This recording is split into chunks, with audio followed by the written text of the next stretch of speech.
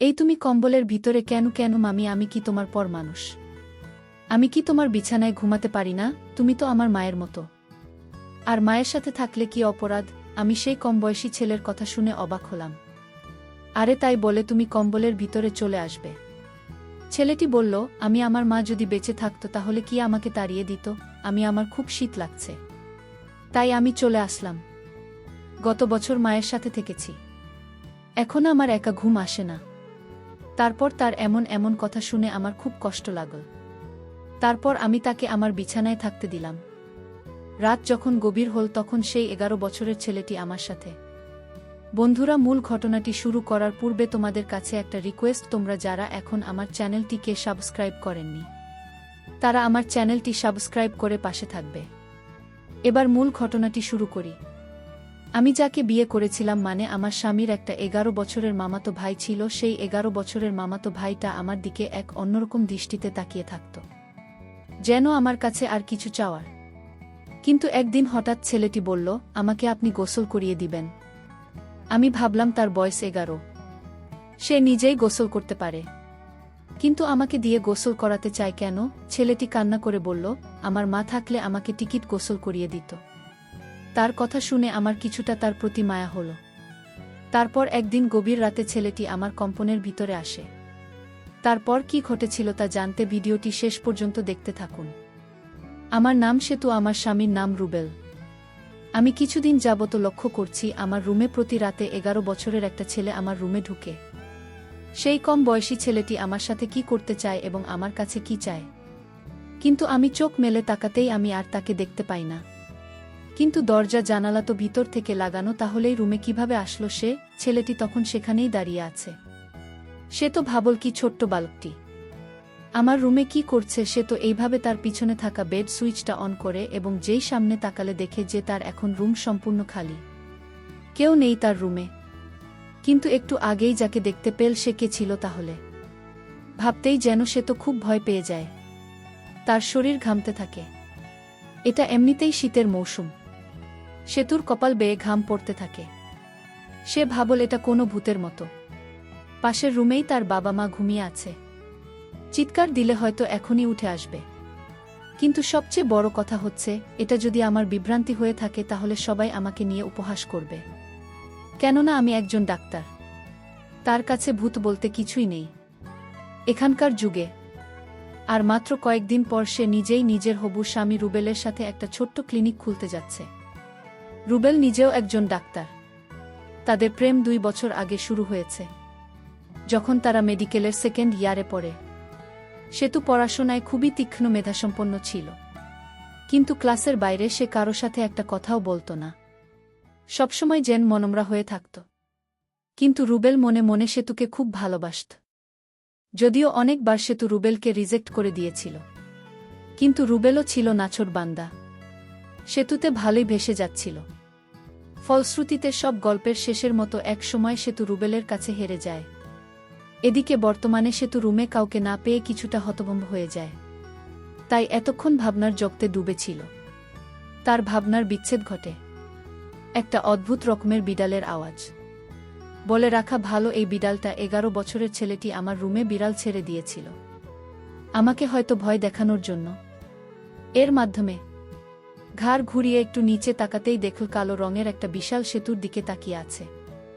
সে তো বুঝতে পারছিল কিছুটা 11 বছরের ছেলের কাজ, কিন্তু কেন সে আমার সাথে এরকম ভয় দেখানোর চেষ্টা করে? অবশ্যই এর পিছনে কোনো রহস্য আছে। আমি ভয় পেয়ে গেলাম বিড়ালটি দেখে। আমি ভয় পেয়ে দৌড়ে মা বাবাকে পাওয়ায় 2 হাত দিয়ে জড়িয়ে ধরি। আমি মা কি হয়েছে জানতে চাইলে আমি সব কিছু বলি।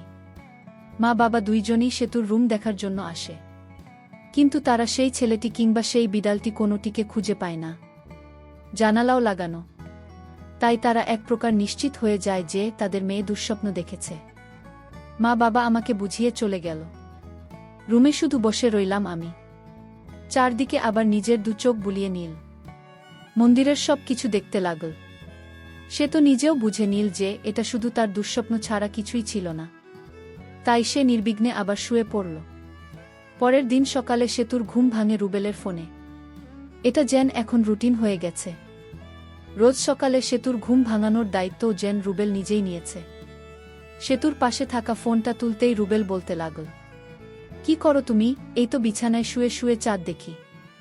এই তোমাদের বাসার ছাদ ফুটো হয়ে গেছে নাকি? না হলে বিছানায় বসে চাঁদ কিভাবে দেখো? আরে বোকা, আমি তো মজা করেছি। তাছাড়া এ দিনের বেলায় চাঁদ কোথায় পাবো আমি? ওহ তাই তো, থাকার হাসতে হবে না।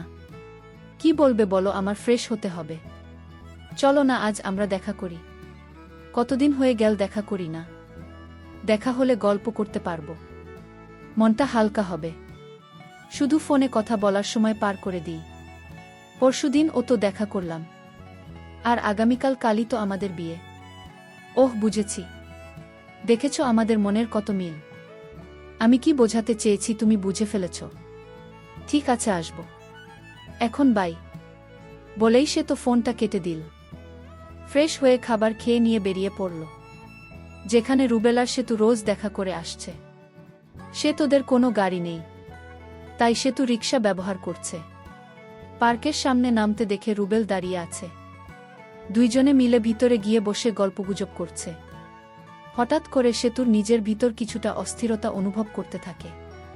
নিজের ভালোবাসার মানুষ, নিজের হবু স্বামীর সাথে সদ্য হাসি খুশি করা মেয়েটা যেন নিমেষে কিছুটা অস্থিরতা অনুভব করছে। এই অস্থিরতা কিসের চাইতেও যেন মনে করতে পারছে না সেতু। রুবেল সেতুর এই দিকটা খুব ভালোভাবে লক্ষ্য করল। সে কিছু না বলে শুধু সেতুর এমন দশা দেখে যাচ্ছে। হঠাৎ একজন পথ ভিক্ষুক এসে রুবেলের সামনে বলল, স্যার গকটা টাকা দেন, আজ 2 দিন ধইরা কিছু খায় না আগে। রুবেল নিজের মানিব্যাগ থেকে 100 টাকার একটা নোট বের করে দেয়। কিন্তু এদিকে সেতু সামনে দাঁড়িয়ে থাকা এই লোকটিকে এক নজরে দেখে যাচ্ছে। তার যেন চোখের পাতা পড়ছে না। মনে হচ্ছে সেতু যেন এই লোকটিকে কত না দিন ধরে চিনে, কিন্তু সেতুর চোখে এই লোকটি 11 বছরের ছেলে, আর রুবেলের চোখে 7 বছরের বুড়ো। সে তো দেখল ছেলেটি তাকে ইশারা করে বলছে, আজ রাত দেখা হবে তোমার সাথে এবং অনেক কথা আছে। সেতু তার এই কথা শুনে আর সহ্য করতে না পেরে অজ্ঞান হয়ে যায় এবং রুবেলের সামনে মাটিতে লুটিয়ে পড়ে। রুবেল ভাবল হয়তো সামনে দাঁড়িয়ে থাকা ভিক্ষুককে দেখে ভয় পেয়ে গেছে, তাই রুবেল বিক্ষোভ থেকে চলে যেতে বলল। রুবেল তাড়াতাড়ি করে সেতুকে তুলে নিজের গাড়িতে শোল। সে তোদের বাড়িতে নিয়ে যেতেই নিজের মেয়েকে অজ্ঞান অবস্থায় দেখে সেতুর বাবা মা যেন খুবই চমকে গেল। কিন্তু রুবেল তাদের সান্ত্বনা দেওয়ার জন্য বলল যে সে তো শুধুমাত্র ফ্রাস্ট্রেশনে পড়ে জ্ঞান হারিয়েছে। এই বলে রুবেল নিজের বাসায় চলে গেল। কন্যা আগামীকালই তাদের বিয়ে, অনেক প্রস্তুতি এখনও বাদ আছে। পরের দিন দুই পরিবারের মাঝে যেন খুশির পাহাড় নেমে আসে। আজ সেতু আর রুবেলের বিয়ে। বাহিরের সবাই রুবেলের সাথে কথা বলছে, আর এদিকে ঘরের ভিতর সেতু বসে আছে। রুমে কেউ নেই। যেখানে সেতুর সবচেয়ে বেশি খুশি হওয়ার কথা সেখানে সেতু কিছুটা মনমরা। ধীরে ধীরে বিয়ে খুব ভালোভাবে সুসম্পন্ন হল। বসে যে রুবেলের বাড়িতে প্রবেশ করল। রুবেলের একটা মামাতো ভাই ছিল, তার বয়স 11 বছর, দেখতে অনেক সুন্দর। ছেলেটির নাম বাপি। রুবেলের মামাতো ভাইয়ের মা বাবা ছোটবেলায় মারা যায়। তার আর আপন বলতে পৃথিবীতে কেউ ছিল না, আর তাই রুবেল তাকে নিজের বাড়িতে এনে স্কুলে ভর্তি করে দেয়। আর তখন থেকেই রুবেলের মামাতো ভাই তাদের বাসায় থাকে। যাই হোক, আমি যেদিন রুবেলের ঘরে বসে গেলাম তখন দেখতে পেলাম 11 বছরের ছেলেটি বাপিকে। বাপিকে আমি দেখে অবাক হয়ে গেলাম। আমার রুমে যে ছেলেটিকে দেখতে পেতাম ঠিক রবিনের মতো। আমার মনে হচ্ছে এই ছেলেটি আমার রুমে যেত, কিন্তু কেন যেত তার মতো আমি বুঝতে পারিনি। একদিন ঠিকই বুঝতে পেরেছিলাম, সেটা আবার অনেক কৌশলে। এই বিষয়টা পরে বলছি। আমি তখন ছেলেটিকে দেখে আমি তাকে ডাক দিলাম, বাপি তুমি আমার কাছে আসো, তোমার সাথে আমার কথা আছে। আমি ডাক দেওয়ার সাথে সাথে সে আমার কাছে চলে আসলো। আমি তাকে জিজ্ঞেস করলাম, তুমি কতদিন ধরে বাড়িতে আছো? সে বলল, আমার বয়স যখন 5 তখন থেকেই আমি বাড়িতে আছি। তোমার মামাতো ভাই মানে রুবেলের সাথে যে আমার প্রেম ছিল সেটা তুমি কি জানতে? সে বলল, রুবেল ভাই আর তোমার যেদিন প্রথম সাক্ষাৎ করো এবং ভাইয়া যেদিন তোমার সাথে ফোনালাপ করে তখন আমি সব শুনতাম, তোমাদের প্রেম সম্পর্কে সব জানতাম আগে থেকেই। আমি তার কথা শুনে অবাক হয়ে গেছি। তাহলে কি এই ছেলে আমার রুমে রাতে যেত? কিন্তু কেন যেত এর কিছুই আমি জানতাম না। তবে কেন যেত এটা আমার জানতে হবে। কিছুদিন পরের কথা, আমি যখন বাথরুমে গোসল করতে যাই তখন এই বাচ্চা ছেলেটিকে আমি বাথরুমে দেখতে পাই।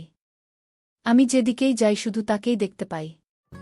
কেন সে আমাকে ফলো করে? আমার কাছে কি চায়? ছেলেটি আমার দিকে বাজে দৃষ্টিতে তাকিয়ে থাকত। আমি তাকে জিজ্ঞেস করলাম, তুমি এভাবে তাকিয়ে কি দেখছ? সে বলল, আমি কিছুই দেখি না। তবে তোমার প্রতি আমার কেন এত মায়া লাগে জানি না। আমার ইচ্ছা করে 24 ঘন্টা তোমার দিকে তাকিয়ে থাকি। আমি বললাম, কি বলছো তুমি? তোমার কি মাথা ঠিক আছে? সে বলল, আমার মাথা ঠিক আছে, তোমার মাথায় সমস্যা আছে। আমি তার প্রতিটি কথা শুনে আমার অবাক লাগত। সে আমার সাথে অদ্ভুত কথা বলতো, যেটা বড় মানুষও বলতে পারত না। বিয়ের প্রায় আমাদের 6 মাস হয়ে গেল। এদিকে আমার স্বামী আমাকে বলল, আমাদের একটা ক্লিনিক রেখেছিলাম, সেই বিষয়ে কথা বলতে বা কনফার্ম করতে ঢাকা যেতে হবে কিছুদিনের জন্য। পরের দিন আমার স্বামী চলে গেল ঢাকায়। আমি বাসায় একা। আমার শ্বশুর বাড়িতে ছিল শুধু। আমার শাশুড়ি মা অনেক আগেই মারা গিয়েছিল। তারপর রাতের খাবার খেয়ে আমি আমার রুমে ঘুমাতে গেলাম। রাতের মাঝামাঝি সময়ে আমার ঘরে আমি কারো হাঁটার শব্দ শুনতে পেলাম এবং আমি আমার নিজের বাড়িতে যে বিড়ালটা ছিল সেই বিড়ালটা আমার রুমে দেখতে পেলাম। আমি ভয় পেয়ে কান্না করতে লাগলাম। হঠাৎ করে দরজাটা খুলে 11 বছরের ছেলেটি আমার কাছে এসে বলল, কি হয়েছে আপনার? কোনো সমস্যা হয়েছে কি আপনার? আমি বললাম, আমাদের বাড়িতেই বিড়ালটাকে আমি দেখতে পেতাম, কিন্তু আজ দেখি আমার শ্বশুরবাড়িতে তো এই বিড়ালটা দেখতে পেলাম। আর তাছাড়া আরও একটি কথা হলো, তোমাকে আমি বলিনি এখনো। ঠিক তোমার মতো একটা ছেলেকে দেখতে পেতাম। প্রতি রাতে আমার রুমে কিভাবে আসতো আমি জানি না। তখন সে আমাকে বলল, এটা আপনার মনের ভুল, আপনি মনে হয় দুঃস্বপ্ন দেখেছেন। আমি বললাম, না, আমি এটা বাস্তবে দেখেছি। সে আমার কথা কিছুতেই বিশ্বাস করল না। এর পরের দিন আমি গোসল করতে গেলাম। তখন ছেলেটি আমাকে বলল, আমার একটা কথা রাখবে। আমি বললাম, কি কথা? সে বলল, আমার মা আমাকে গোসল করিয়ে দিত, নিজে হাতে খেতে দিত। আমি আজ 4 বছর যাবত সেই স্নেহ থেকে বঞ্চিত। তাই যদি আপনি কিছু মনে না করলে আমাকে আপনি গোসল করিয়ে দিবেন এবং নিজ হাতে ভাত খাইয়ে দেবেন। আমি তার কথা শুনে অবাক হয়ে গেছি। আমি তখন তাকে সান্ত্বনা দিয়ে বললাম, আরে বোকা, তখন তো তুমি ছোট্ট ছিলে, আর এখন তো তুমি বড় হয়েছ। এখন তুমি নিজে গোসল করতে শিখেছ, নিজ হাতে খাইতে শিখেছ। এখন তো তুমি বড় হয়েছ।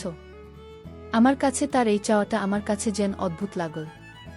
সে নিজেই পারে গোসল করতে, কিন্তু আমাকে বলছে গোসল করিয়ে দিতে। সে বলল, কোনো কিছু বলছো না যে আমি তাকে বলেছিলাম? আমি বলেছিলাম, তুমি আমার ছেলে না, আর তাই আমি তোমাকে গোসল করিয়ে দিতে পারবো না। হঠাৎ লক্ষ্য করলাম ছেলেটির চোখ দিয়ে পানি জবল করে পড়ছে, কান্না করছে আর আমাকে বলতে লাগল, বড়দের কাছ থেকে শুনেছি ভাবি হচ্ছে মায়ের সমতুল্য, তাহলে তুমি আমাকে কেন গোসল করাতে পারবে না আর নিজ হাতে ভাত খাওয়াতে পারবে না? আমি তার কথা শুনে বারবার অবাক হচ্ছি। বলে, কি ছেলেটা?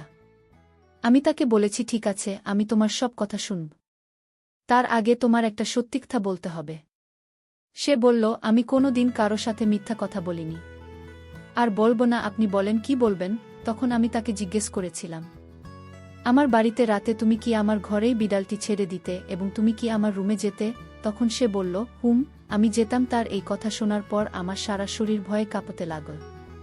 মাত্র 11 বছরের ছেলেটি কিভাবে আমার রুমে গেল? আমি তাকে আবার জিজ্ঞেস করলাম, কেন যেতে আমাদের বাড়িতে? তখন সে বলল, আগে আমাকে গোসল করিয়ে দাও, তারপর বলছি। তার আগে আমি কিছুই বলবো না।